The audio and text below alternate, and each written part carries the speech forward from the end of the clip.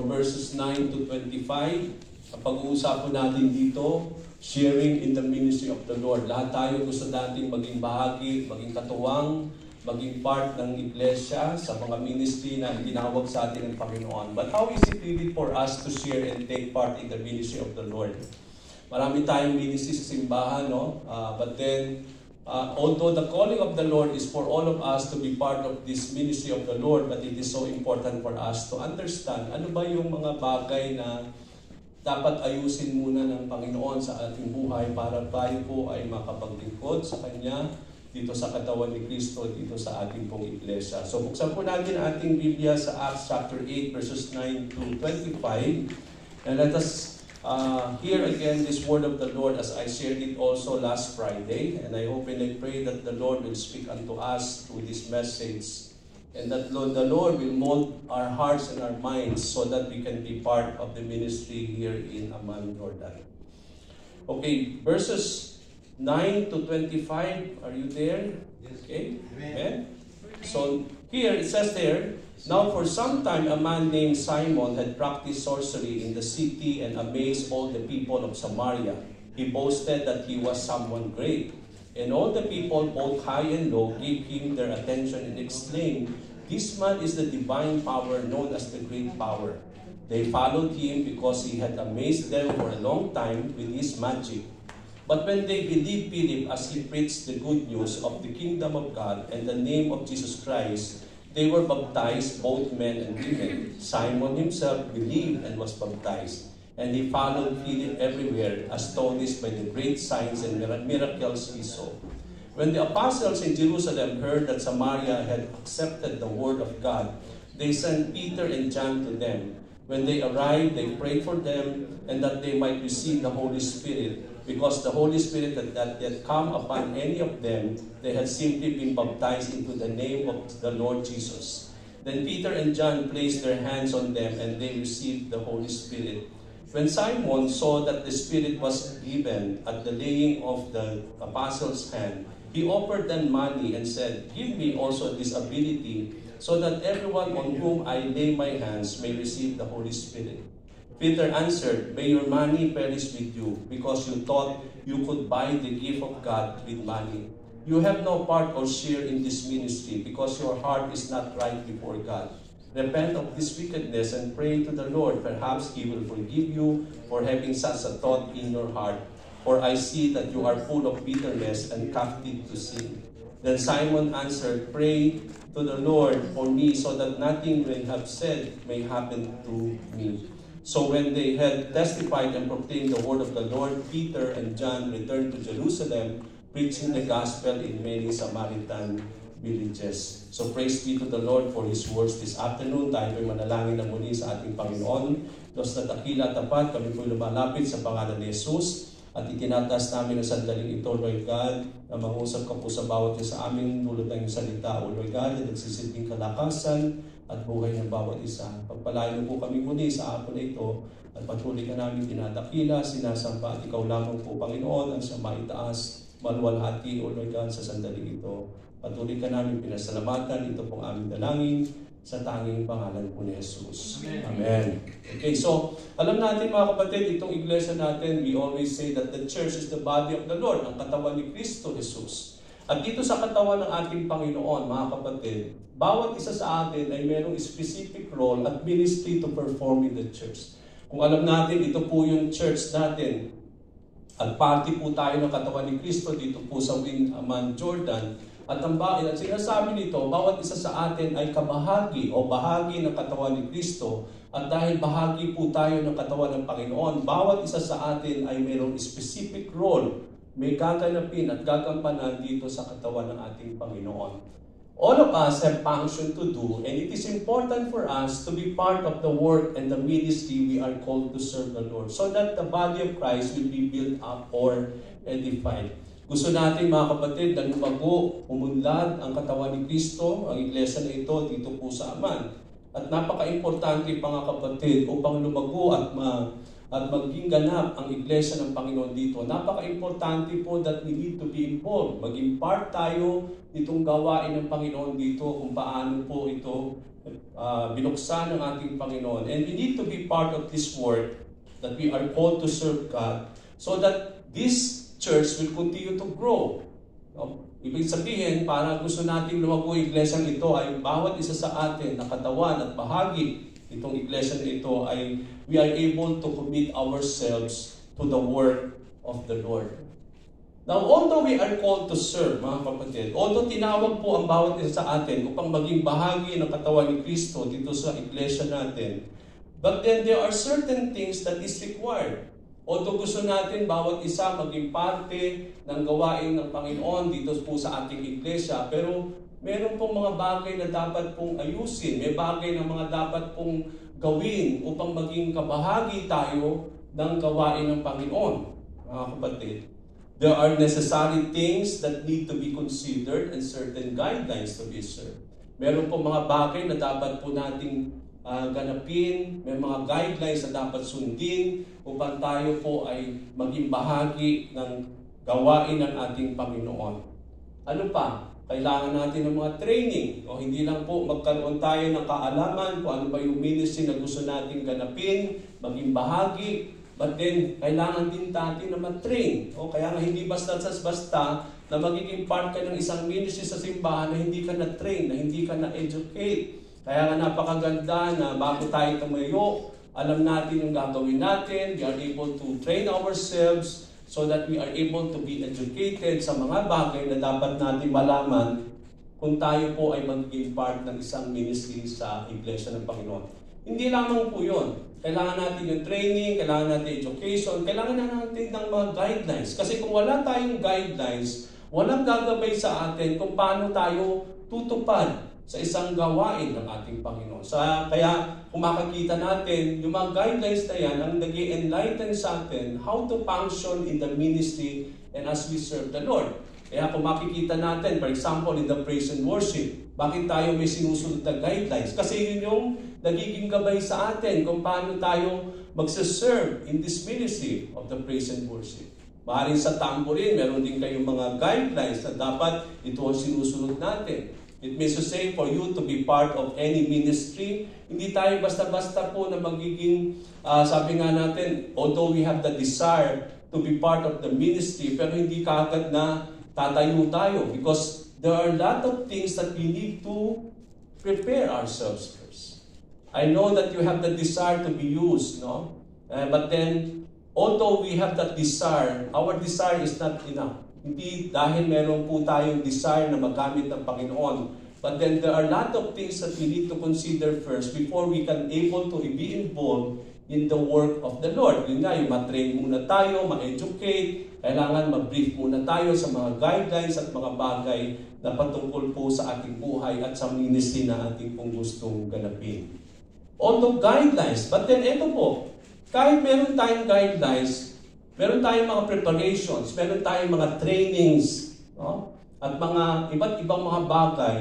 And these are all important. Yet, the most necessary thing to prepare first, even before you want to be involved in any ministry, is your heart.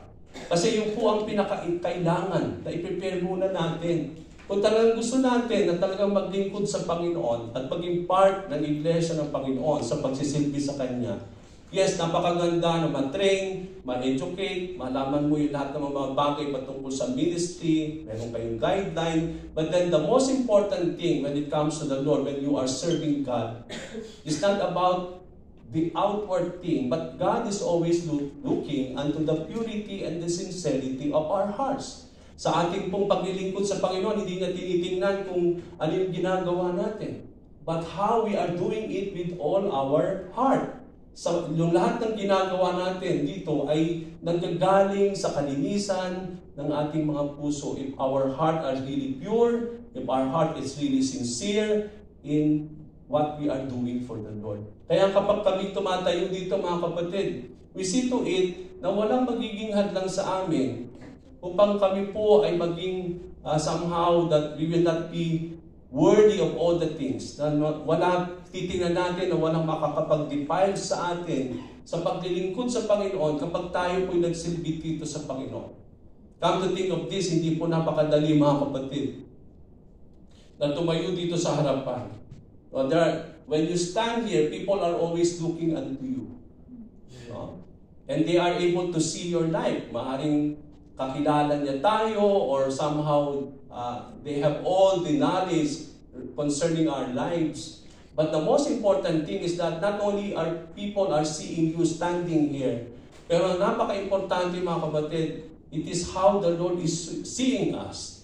And when the Lord looks upon us, hindi niya tinitingnan dito kung maganda ang boses mo, o magaling kang kumanta, o magaling kang magtugtog. Pero ang lahat ng tinitingnan ng Panginoon ay yung kalinisan ng ating mga puso. Kung if our hearts are so sincere and pure in His sight. So the heart of the matter is the matter of the heart. So number one that we need to prepare always is our heart.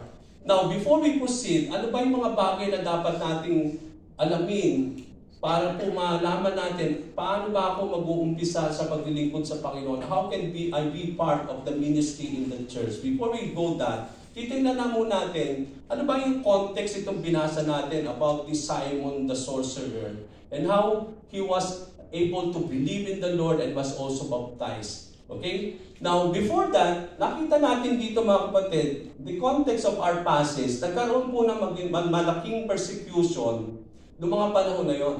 So on that day, there is a great persecution that broke out against the church.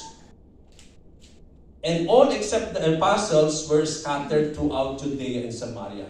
So nagkaroon po ng persecution at that time. No, after the ascension of our Lord Jesus Christ, nung bumalik na muli ang ating Panginoon Jesucristo after His resurrection, makikita natin dito that when the apostles as well as the believers were filled with the Holy Spirit during Pentecost, the apostles, particularly Peter and John, spoke boldly in preaching the gospel. No?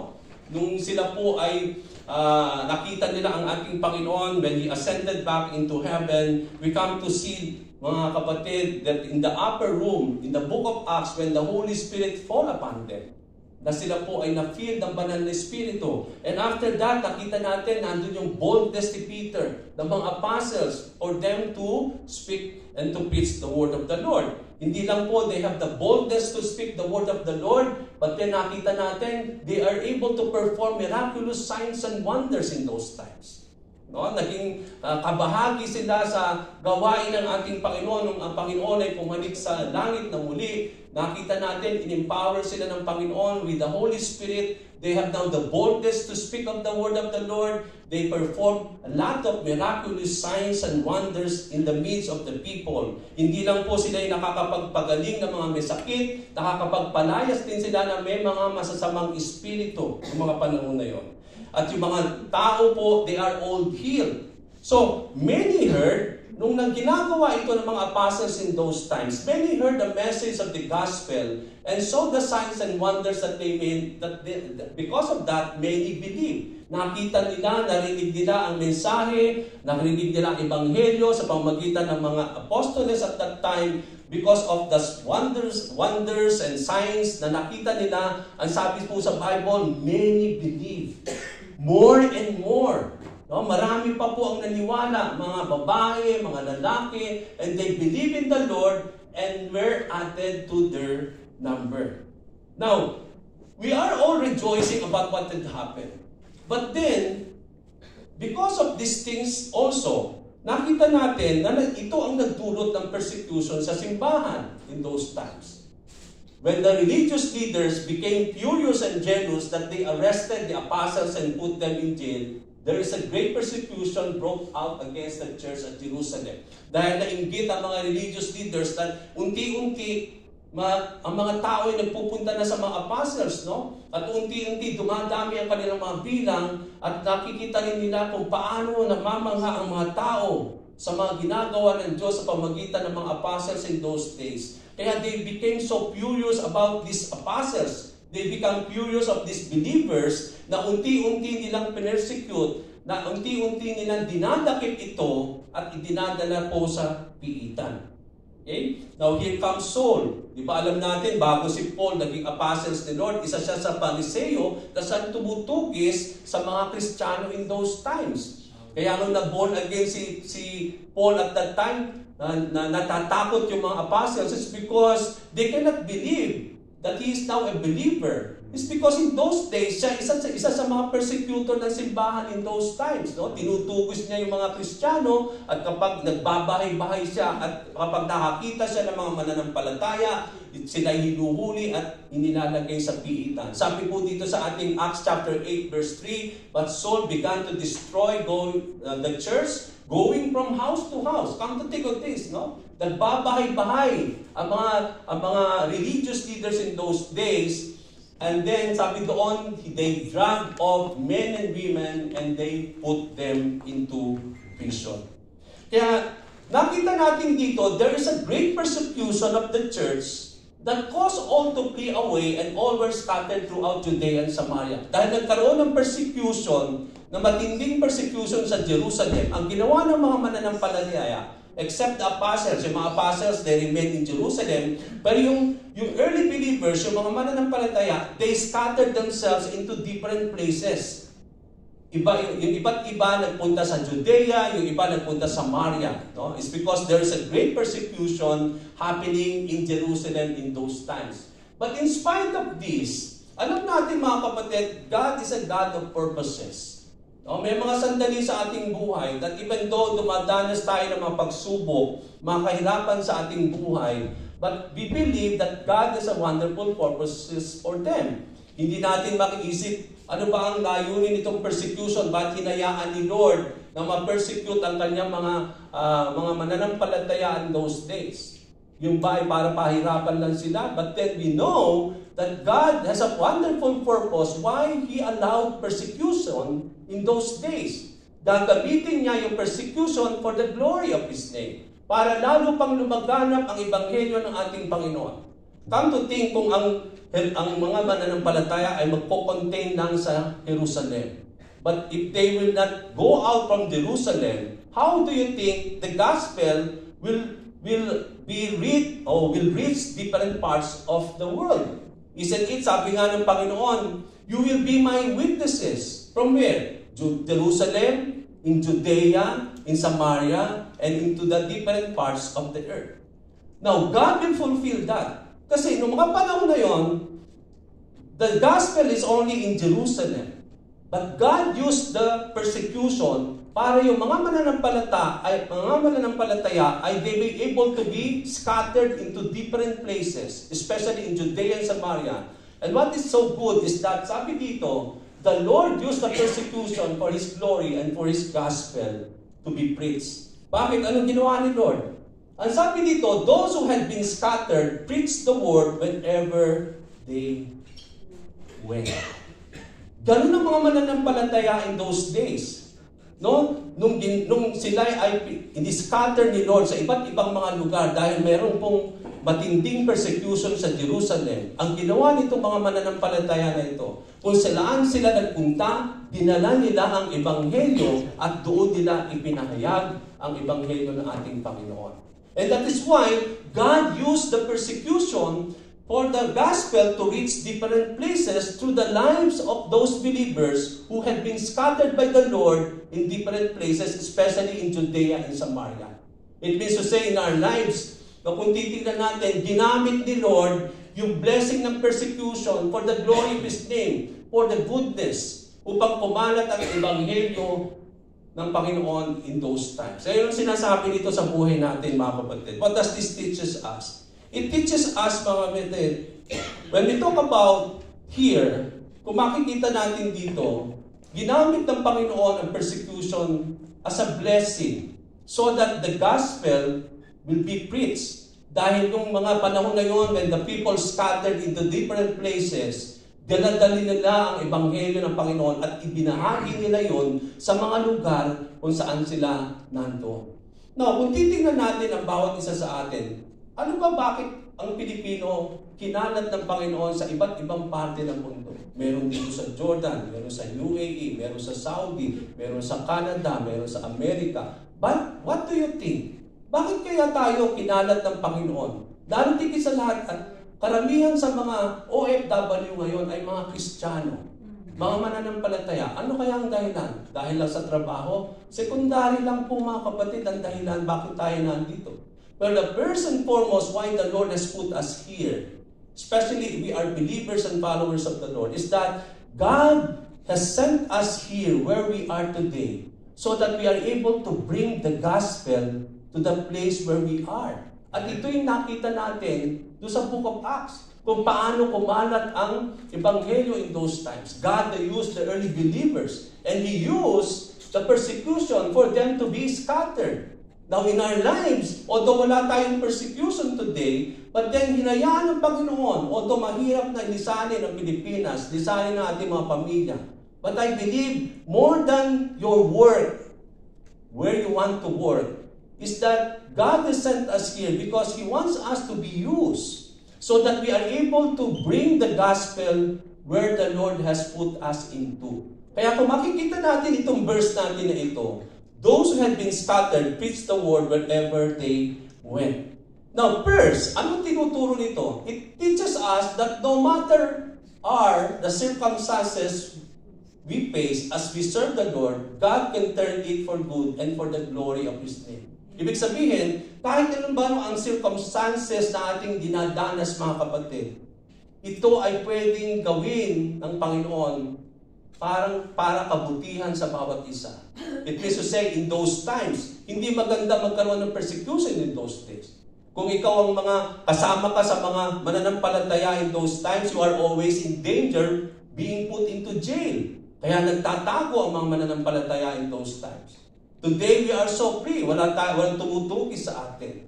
But then in those times, hindi po ganun kadali ang isang mananampalataya. It means to say, but what is so good is that in spite na meron po mga danger, mga ganong klaseng threat, that they will be put into prison because of their faith in the Lord. But what is so good is that God is a great God. He can turn all these things for His goodness. Kaya yung persecution, ginamit niya pa rin para sa kabutihan ng kanyang banal na pangalan. Ano sinasabi nito? It means to say, in my life pala, kapag hinahayaan ni Lord na maghirap at magdusa ako sa mga bagay na aking na-experience sa aking buhay, maaaring sa ating buhay din natin makita kung ano po ang kabutihan nun. Ano yung kabutihan kapag may problema ka? At saan ang kabutihan kapag may sakit ka? Anong kabutihan kapag ikaw yung nangangalan? Parang tingin natin, saan ang kabutihan doon?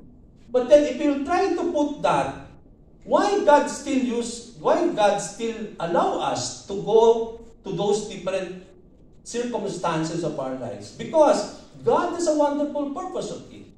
Hindi tayo haya ng Panginoon sa mga bagay na wala naman dahilan. Alam natin ang Panginoon Diyos na sinasamba natin ay is a God of purposes. Hindi siya gagawa ng mga bagay na walang saysay na parang hinayaan lang ng gano'n. But we believe that even our problems in our lives, all the things that we are experiencing in our lives, although ito po'y parang masakit at parang kabigatan sa atin, but what is so good is that God can turn all these things for our own good. Di ba yan ang sinabi sa Romans 8? Ano sabi po sa Romans 8? And we know that in all things, God works for the good of those who love Him, who have been called according to His purpose. No, ang sinabi dito, ano kasama dyan in all things? Kasama ba dyan ang problema mo? Kasama ba dyan yung sakit mo? Kasama ba dyan yung pangailangan mo? Yes, that's part of all this. Sabi doon, in all things, whether you are sick, whether you are in need, whether you are suffering, whether you are mourning, whether you are whatever situation in your life, although ito ay masakit, sometimes nabibigatan tayo, but God can still turn it for our good. So it means to say, when we are sick, there's still goodness out of it. When we are in need, there's still goodness out of it. So hindi natin titingnan yon the way we see it, but we always see it in the eyes of the Lord, so that we are able to see what is the goodness of it. At yun ang pangako ng Panginoon, because that is the promise of God, that God will work for good for those who love Him. Minamahal mo ba ang Diyos? Then, ito ay para sa iyo. Kung ikaw ba yung tinawag ng Panginoon according to His purpose, then this promise is for you. If we love the Lord, if we are called by the Lord according to His purposes, then no matter what we are experiencing in our everyday lives, God can still turn it for our own goodness and for the glory of His name. Ano ba ang tinuturo nito? Sa sitwasyon na yun, nagkaroon ng persecution. That sometimes, pinipilit natin na magkaroon ng ministry sa loob ng simbahan. But let me ask you, ano ba talaga ang ministry ng simbahan? Sa loob o sa labas? Sa labas ang ministry natin, mga kapatid. But what is so sad, nakukontain tayo dito. Parang ang mga panahon na yun, ang mananampalataya nakukontain lang sa Jerusalem. Ang ginawa ni Lord, ginawa niyang persecution para sila lumabas. So they scatter themselves, and from there, they bring the gospel to them. But then in our lives, kung titignan natin, many times we want to serve the Lord in the church. Yes, that's good. Kasi we want you to serve in the church. Pero let me remind you, mga kapatid, na ang ministry natin ay hindi dito sa loob. Nasa labas po ang ating ministry. And that is why, what is the most important ministry that we need to be part and that we need to share in the ministry of the Lord? Not only in the ministry in the church, but the more is that we are able to involve ourselves in the ministry of sharing the gospel and sharing the word of the Lord. Maaaring sa inyo, mga kapatid, sa ngayon, hindi pa kayo part ng any ministry sa simbahan, but you can still involve yourself in the ministry of the Lord more than the ministry that we have in the church. There is one ministry that we have been called by the Lord, that we have been sent by the Lord. And what is that? No? Nakita natin dito, no? What is that? He said to them, go into the world and preach the good news to all creation. Yan po ang reason bakit tayo nandito, mga kapatid. It's not about your job. It's not about what you are doing in your own individual lives, but how the Lord can use you to bring the gospel to where you are, to bring the gospel to your employers, to bring the gospel to where you have been put by the Lord. Parang marami natin sinasabi, mga kapatid, na para bang yung ating pong ministry sa ating pong mga employers ay ganun-ganun lang. Don't take for granted your ministry to your employers. Kasi come to think, yung ministry nyo sa simbahan, we are doing it only for what? Every Sunday, and sometimes hindi naman buong mag-Sunday. Just only for 2 hours, especially when we are in the church. We are serving the Lord here in our worship services, whether you are praise and worship, tambourine, whether you are whatever ministry that you are doing in this church, you are doing it only for 2 hours. But come to think, how many hours are you spending with your employers? Most of your time, most of your days, you are with your employers. So, when we talk about our ministry is not only inside the church. Remember, our ministry outside, and includes your ministry to your employers. Kasi alam nila tayo mga Kristiyano. And I believe God has given you your employers so that they may able to see God working in you. And it is a great testimony that we can do in the lives of our employers. No? Alam nila na mga Kristiyano kayo. Kaya paano nila makikilala ang Panginoon sa buhay ninyo? The way you treat them, the way you serve them. Sabi nga natin, when you serve them, you are also serving Jesus Christ. No? You are using your situation so that these people, these employers will come to know Jesus Christ through you. Kaya huwag niyong iisipin na parang naglilingkod lang kayo doon para bayaran kayo. No. Your ministry there is really your ministry of the Lord. Why you had put them there, or why you had been put by God there, is because God wants you to minister to your employer so that they may also know Christ in you. Kaya ginagamit po ang bawat isa sa inyo. Huwag niyong maliitin yung service ninyo sa mga employers niyo, because that is also service to the Lord. Sabi nga ng Panginoon, whatever you do, do it all always in the name of the Lord, giving glory to Him. So kapag tayo naglilingkod kay Madam, naglilingkod sa mga employers, ito ay ministry din natin sa Panginoon. The way you serve them is also the way you serve God. Kung tayo po'y naglilingkod sa kanila ng buong puso, then that is something pleasing before the Lord. Okay, kaya nga, huwag ninyo pong tingnan na hindi ninyo ministry yan sa Panginoon. Yung ministry natin, sabi nga natin, hindi sa simbahan. Yes, we have ministry here. But the most important thing is our ministry is out there. Our ministry to the people who don't know Christ, our ministry to those, our employers, so that they may also know Christ in you. Kaya mahalaga po yung ministry na ginagampanan ninyo. And that's why, even though you don't have ministry in the church, but what is so good is that you have ministry outside, and that is how we are called by the Lord to preach the gospel of good news. And another ministry that we have to do in our lives is the ministry of reconciliation and proclaim the message of reconciliation. Ang sinabi ni Paul dito, binigyan na din tayo daw ng ministry. Hindi lang ministry in sharing the word of the Lord, but also to be part of the ministry of reconciliation. Ano itong ministry na ito, Pastor Nick? Itong ministry na ito ay parang ginagamit kayo ng Panginoon upang somehow to, sabi dito, all of this from God to reconcile us to Himself through Christ and gave us the ministry of reconciliation. That God was reconciling the world to Himself in Christ, not counting men's sins against them, and He has committed to us the message of reconciliation. Nung tayo po'y nakre-reconcile sa Panginoon, nagbalik loob sa Kanya, we have been reconciled back to the Lord. Now, after you have been reconciled by the Lord, God has given you here, God has given you already the ministry that God wants you to do in your life. That you are now, somehow, God will able to use you upang marami pa pong tao ma-reconcile sa Panginoon. Kaya gagamitin tayo upang maging susi ng daluyan upang ang tao po ay ma-reconcile na muli sa Panginoon. No? At ano yung mensahe na ating itong message of reconciliation na nating ipapahayag? Ang sabi dito, sabi dito ng Panginoon that God is not counting anymore the sins of men. Noong mga panahon na yun, nung tayo po hindi pa sa mga Kristiyano, we cannot reconcile back to the Lord because we rebel against God. But then because of Jesus Christ, Jesus Christ reconciled us back to the Lord. That's why we have been reconciled back to the Lord.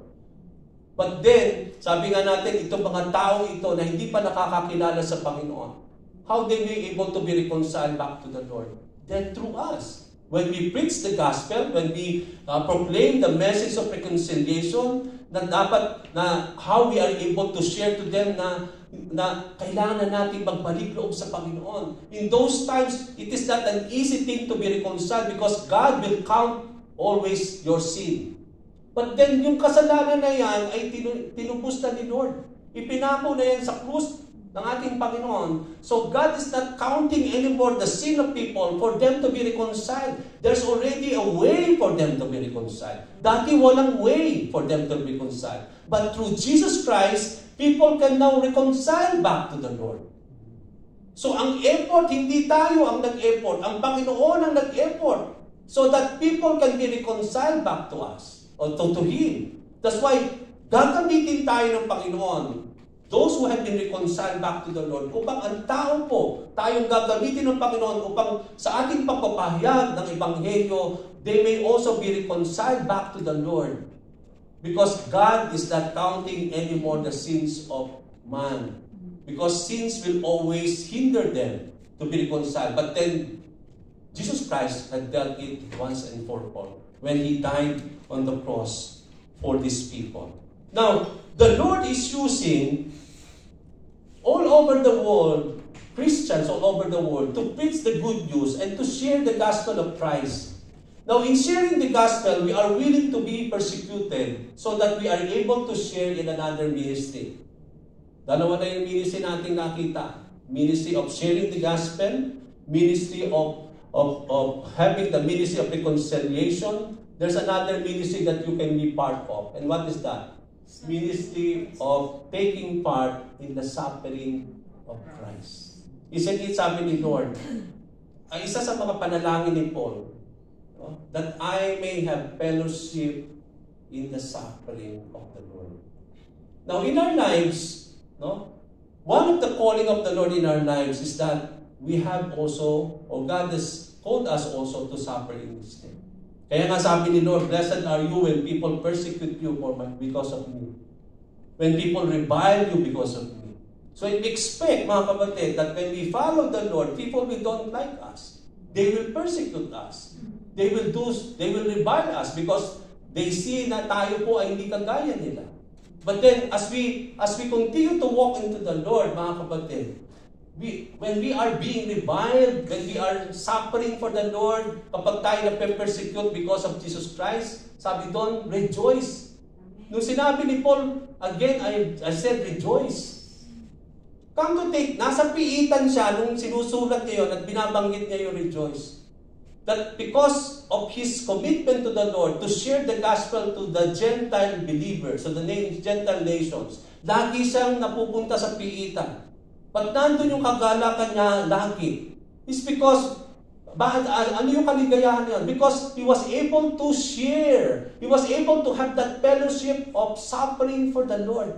And that is the kind also that ministry that we are called also as believers in Christ. Although we will suffer for the Lord, but that is the kind of ministry that as we share the gospel of the Lord, ini-expect natin na mag-persecute tayo, that people will revile us because of what we are sharing to them. So that's another ministry that we are called by the Lord. So what had happened? I will go fast. Nung nag-disperse ang lahat ng mga mananampalataya, si Philip, he went to Samaria. And what had happened there? Philip went down to Samaria and proclaimed Christ there. Okay? So, nagpunta siya dahil mayroong persecution sa Jerusalem. Marami pong mananampalataya ang pumalat sa iba't ibang mga parte. Nagpunta yung iba sa Judea, yung iba nagpunta sa Samaria. Isa sa mga nagpunta sa Samaria ay si Philip. Sino pa si Philip? He is one of the apostles of Jesus Christ. At anong ginawa niya doon? Nung nagpunta raw siya sa Philip, sa Samaria, doon din niya ibinahagi ang ebanghelyo ng ating Panginoon. Hindi lang siya nag-preach ng gospel in those times. But even the people in the city saw the miraculous sign.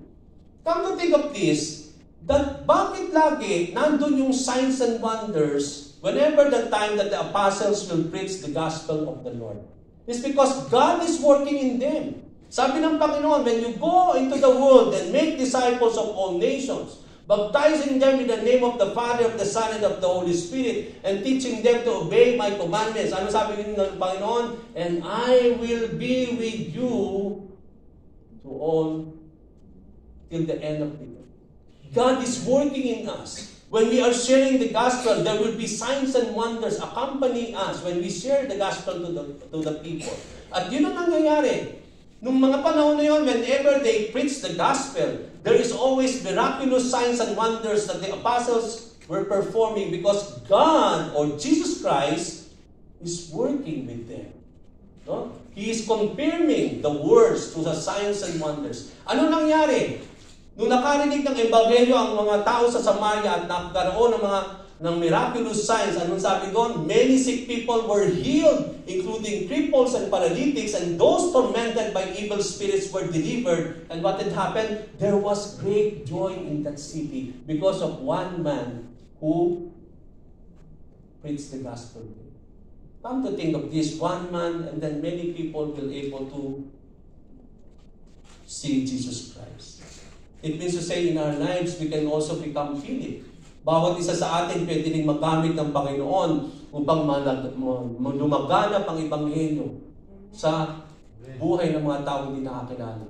Kaya nga, bawat isa sa inyo, inilagay kayo sa inyong mga employers. Doon kayo kasi yun yung ministry nyo sa inyong mga employers. Through you, these employers can be able to see and able to know Christ. In the way you deal with them, in the way you serve them. Kaya napaka-importante po mga kapatid, yung mga lugar kung saan kayo hindi nala ng Panginoon. May dahilan bakit nandun po yun. Hindi po aksidente bakit nandun kayo sa mga employers ninyo. Yung mga testimony kung paano ng buhay ninyo, paano kayo naglilingkod sa kanila, ito po ay nagtatanim sa kanila. Nakikita nila yung pagkakristyano ninyo, nakikita nila si Jesus sa buhay ninyo. Sa pamamagitan ng mga ginagawa nyo, yung pakikitungo ninyo sa kanila, yung pakikipag-usap ninyo sa kanila, is so important, mga kapatid.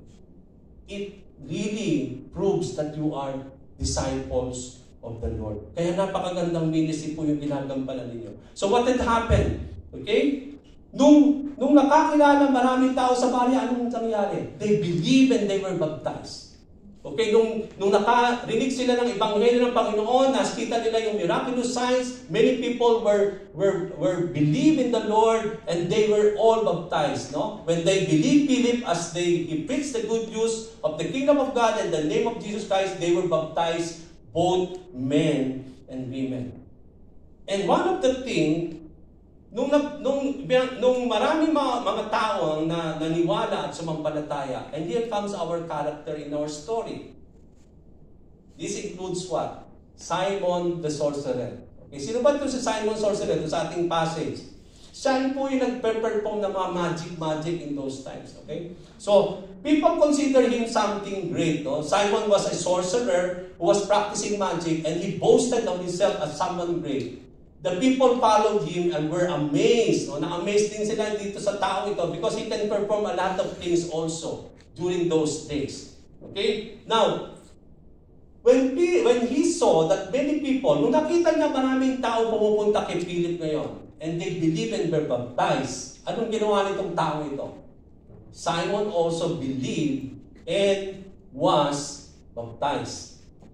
He followed Philip everywhere because he was astonished by the great signs and miracles he saw from the apostles. Dahil nakakapag-perform siya ng mga magic, pero kakaiba yung nakita niya na miracle na ginagawa ni Philip. Parang iba ito sa ginagawa niya. So ang ginawa niya, he also came to believe and also to be baptized, and then he followed Philip because he was so astonished by the things that he is doing, no, when it comes to the signs and miracles. Kaya nga makikita natin dito, mga kapatid, that all of us follow the Lord Jesus Christ. But what is our motive of following Him? Tingnan niyo po itong tao ito. Nung nakita niya maraming they are able to believe and baptize, anong ginawa niya? He also did that. Parang gaya-gaya. No? Parang kung ano yung uso, yun ang gagawin. No? And then here comes. No? Now, it means to say, even this man has no real intention to become a true follower. It's because he just believed and he just submitted himself to be baptized. Because of what? Because he was astonished of what he has seen from Philip.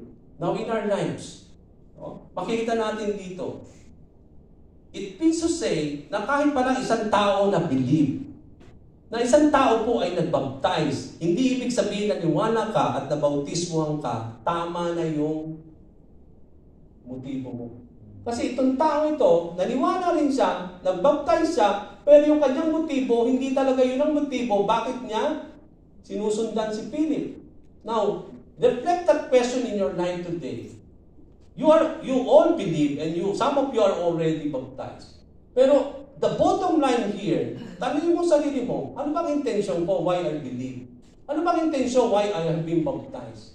Because we can become like also the Simon sorcerer, na kahit hindi talaga siya karapat-dapat maniwala and that he was baptized, he just submitted himself to it without his heart on what he has done. It's because only of the miraculous sign. Now, there are two things in the time of the Lord, bakit po laging ang mga tao, they always follow the Lord? It's because of something.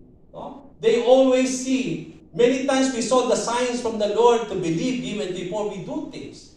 In the time of the Lord, maraming mga tao, they always follow the Lord because of what? Because of what they have seen, the signs and wonders, na they are so amazed na nangyayari, na kung paano si Jesus ay nakakapag-perform ng iba't ibang mga miracles in those times. Namamangha sila is because of that. They continue to follow the Lord. But when they follow the Lord, they have no intentions to become true disciples of Jesus. Kaya maraming beses nire-rebuke ni Lord ang mga tao because they don't just not because of they have a real motive why they are following the Lord. Ang intention nila hindi mga talagang maging tunay na disipulo ng Panginoon because they only following the Lord because of the signs and wonders. Because of something that the Lord can give unto them. Now in your life, what is your motive why you are following? Are you after the blessing of the Lord? Are you just after of the things that Jesus can give unto you, but you don't have really that heart to become a true disciple, without the heart to suffer for Him, without the heart to really to give yourself unto the Lord. Mga kapatid, we need to be, sabi nga natin, we have to really be pure in our coming before God. Maraming beses, ito po sa ating buhay. In your life, how do you operate in your walk with the Lord? Maraming beses sa ating buhay, kung kapag tayo po magdi-decide, kapag may tayong gustong gawin, para ma-confirm natin kung anong kung yun ang kalooban ni Lord, ano hinihiling nyo. Lord, may you give me a sign. Diba? Para maging sigurado tayo, anong gagawin ninyo? Hihingi kayo lagi ng sign. Lord, may you give me a sign kung talagang gusto mo akong umalis dito sa employer ko at gusto mo dito akong mag-apply. Lord, give me a sign kung uuwi na ako sa Pilipinas. Lord, may you give me a sign kung ito ba ay tamang desisyon ko. Lord, may you give me a sign that I will do this. What you are saying to the Lord. You always ask sign. So ano kaibahan ninyo ng mga taong doon? Di ba ang mga Pariseo, always they ask sign for them to believe. Kaya nga ang mga Pariseo, gumawa ka ng sign. What is your sign? So that we may be able to believe in you. Now, as believers, we don't need any sign at all. Because what is the sign that is enough for us is this. Nandito na lahat yun eh. What is so good is our faith. Amen. Come to think of this. When God will give you sign, is it will give you faith? No. What is giving us faith? Ano sabi doon? No? Sabi nga natin, even in those times, kahit yung mga tao, they see miraculous signs. Do they believe? No. Kapag binigyan kayo ng sign, it will lead you to believe? No. Ibang mga tao ito, nakakita ng mga sign, but they don't even believe. So what is so good is that miraculous signs cannot bring belief. Bigyan man kayo ng sign ni Lord, pero it will not really bring faith in you. And what brings faith in you? Ito. So, imbis na humingi ka ng sign, Lord, may you give me a sign, why don't you just seek the Bible? Because everything is here to guide you in your decision, to guide you in every part of your life. Amen. You don't need even sign because everything is already written by the Lord here. Amen. Ang kailangan lang natin, mga kapatid, is yung pangawakan yung ating pananalig sa Panginoon, yung pananampalataya ninyo. Ibig sabihin, faith is so important, no? Ibig sabihin, faith is so important. Bakit tayo binigyan ng pananampalataya ng Panginoon? Faith is so important is because even though you don't see things, but you continue to have that confidence, no, in everything, ayun nga yung talagang faith eh. No, yung talagang sabi nga natin, manginanalig ka sa Panginoon, that out of your faith, no, you don't need any sign at all, but just stick to what the Lord is trying to tell you. And that is more than enough for you to be sure na tama yung ginagawa mo. Kapag tayo nagsasaliksik, kaya lang ang problema. Paano tayo magagawa yan? Bakit lagi tayo humingi ng sign? It's because we are not reading the Word of the Lord. But if you are reading the Word of the Lord, this is more than sign for you to be guided by God. And there are a lot of things here that is more than enough for us to be guided by the Lord. Sabi nga, no, a lamp unto our feet and the light unto our God. And what is that? Signs? No. This is the lamp of our feet. This is the light of our life. So we don't need even signs. We need just to stick to what the Lord tells us, and that is more than enough. And so here, so makita natin, so what did happen? Nung sila'y nabaptize, they received the Holy Spirit. Okay? Then Peter and John, nung mga panahon na yun, dumating sa nalaman sa Jerusalem, na yung mga sa Samaria ay tumanggap sa Panginoon, then they have believed and baptized. Kaya ang ginawa ng mga leaders sa Jerusalem, pinadala nila si Peter and John sa lugar na yon para tumulong kay Philip. Okay, ang ginawa nila, when they went there, they lay hands to the people. It's because, yung mga panahon na yon, hindi pa sila tumanggap ng banal na Espiritu. They were baptized only. It means to say, they were baptized in water in the name of Jesus Christ, pero hindi pa sila nabaptize sa banal na Espiritu. So ano sinasabi natin dito, mga kapatid? Two important things na gusto nating maranasan sa ating buhay.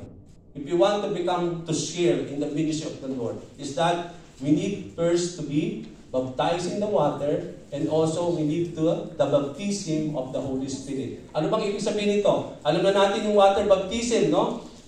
Alam natin yung tayo nilulubog sa tubig, it symbolizes the death, burial, and the resurrection of our Lord. It is also our death, burial, and resurrection. Yung ating pong baptism of the Holy Spirit, ito yung marami pa pong hindi ninyo naranasan. At sabi ko nga sa inyo sometime, when I'm talking to you, we will do it one time, but we will pray for it first. Hindi ito basta-basta ginagawa. Sino na po nakaranas of water baptism, to be baptized in the Spirit here? Meron ba nakaranas na? Okay, so some of you only. But this is something that all of you want to experience. So we will plan for it, we will pray for it, and we will experience that. No? But then, ano ba ito? Why we need the baptism of the Spirit? Eh sabi mo, Pastor Rick, di ba meron na kami banal Spirit? Yes, that is really. You have already the Holy Spirit. Kaya lang, tanungin kita, nasa ina yung banal na Espiritu, bakit nag-i-struggle? Marami nag-i-struggle. Bakit wala pa rin kalakasan mag-obey?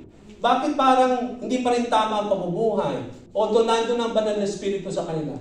Because they are not empowered by the Holy Spirit. You need to be empowered by the Holy Spirit. At paano po nagkaroon ng baptism? Di ba sabi doon, Peter and John lay upon their hands. And through the laying of hands and asking the Holy Spirit to come upon that person, yun po yung infilling of the Spirit. Yung nandun yung mga manifestation. Kaya kung nakakakita kayo ng mga ministry sa simbahan, di ba, kapag nag-lay hands, merong na-slain, merong nag-i-speak in tongues, is because that is the baptism of the Holy Spirit. Yung manifestation ng banal na Espiritu, mga kapatid. And that is something, kung hindi pa ninyo yan experience, then we need to experience that. What is so good in our organization, World International? Hindi natin to ginagawang parang prerequisite bago ka makapaglingkod sa ministry.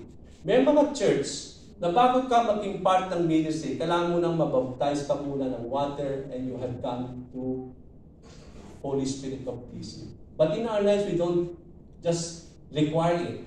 But this is something that we need to desire. Mga kapatid, na i-desire natin na magtanong po tayo at ma-experience natin ito. So, we want to experience these things. Okay? Now, sharing in the ministry, very quick. Now, here comes Simon the sorcerer. Naniwala siya, nabaptize siya. Okay? Now, akala niya, pwede na siyang mag-share sa gawain ni Lord. Kasi nung nakita niya si Peter and John, na nakapag-lay hands and the Holy Spirit has come upon him, inopera niya ito ng pera, ito mga disciples.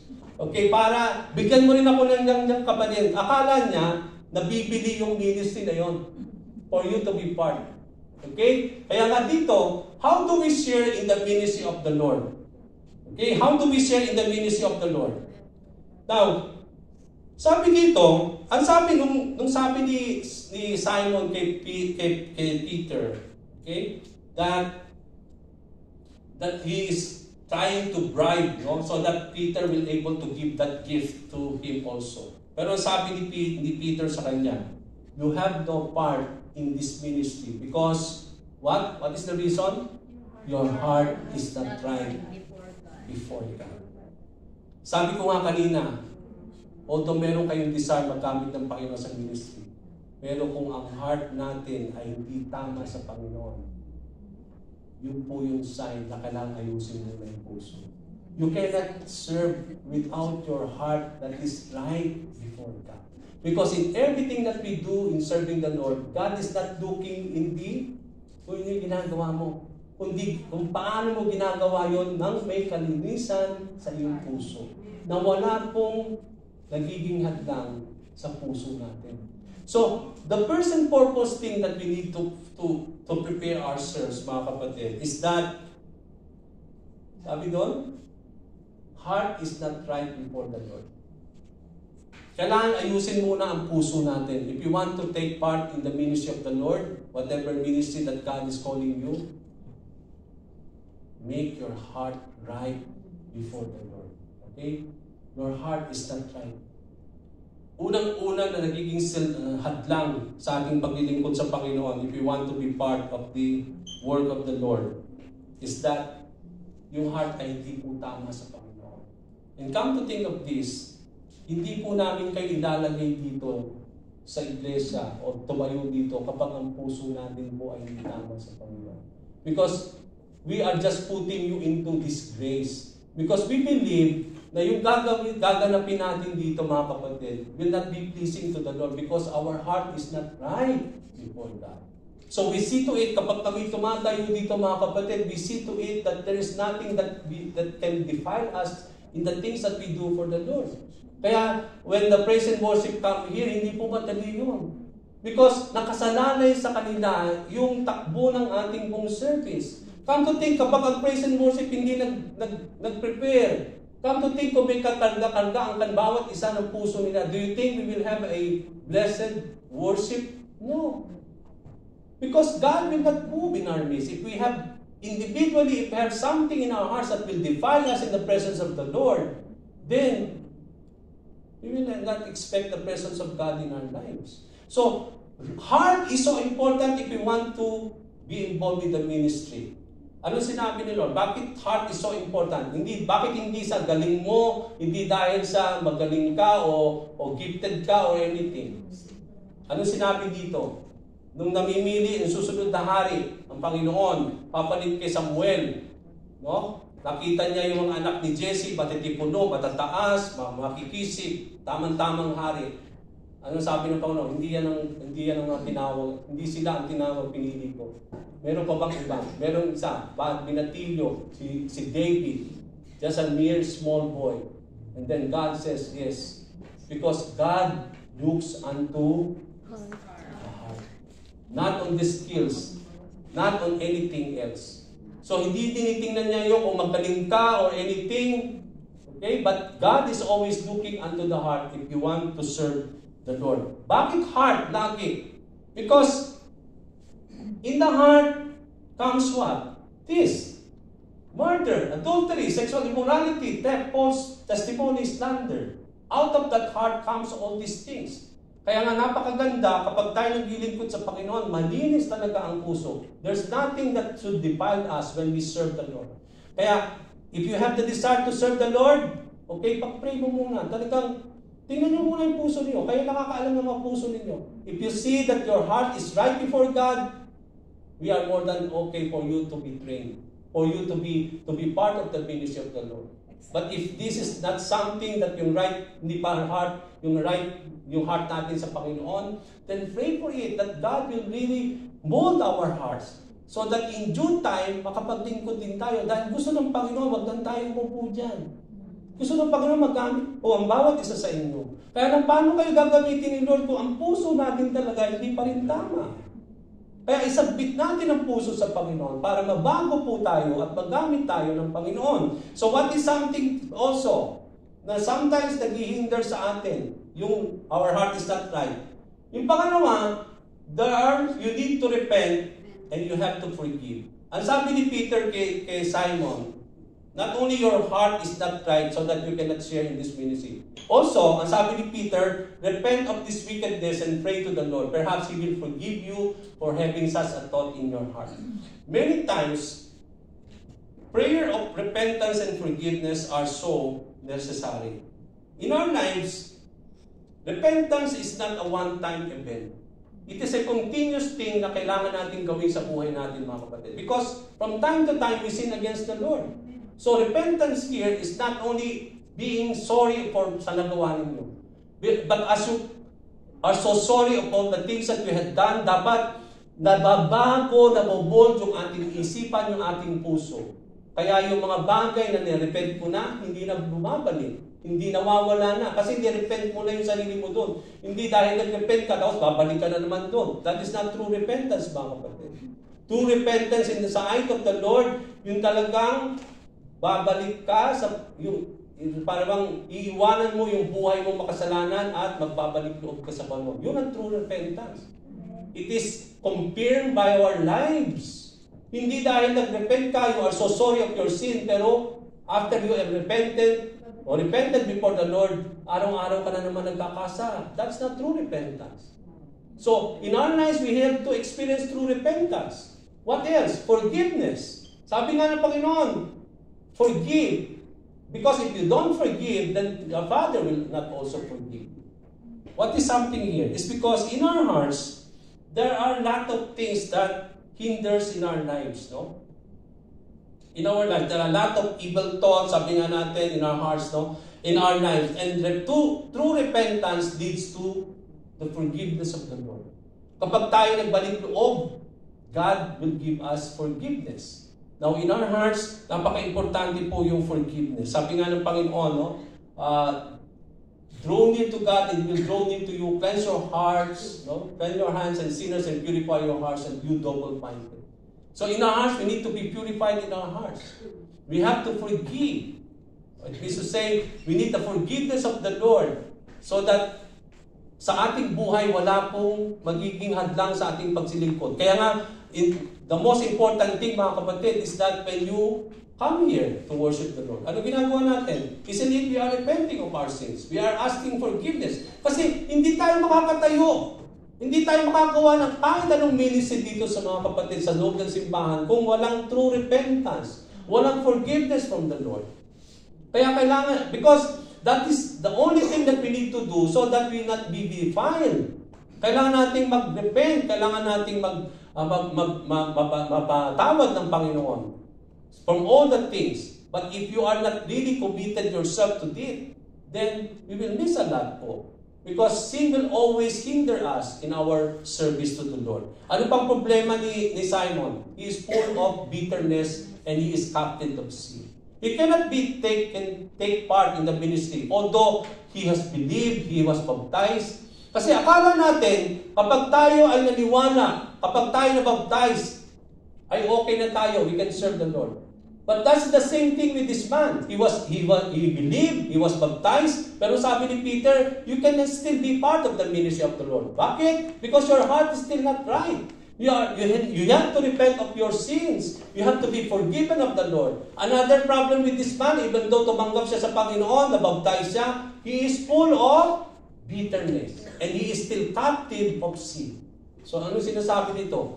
Posible pala na ako'y tumanggap sa Panginoon. That I believed and I baptized and I was baptized, but still, there's still bitterness in my heart and I am still captive of my sins. Pwede yung mangyari. Kaya nga may mga carnal Christian. Ito yung mga Kristiyano na still captives of their sin. Although nandun si Jesus, nandun yung banal na Espiritu, tumanggap sila sa Panginoon, iba nabaptize pa, but they are struggling in their everyday lives. Why?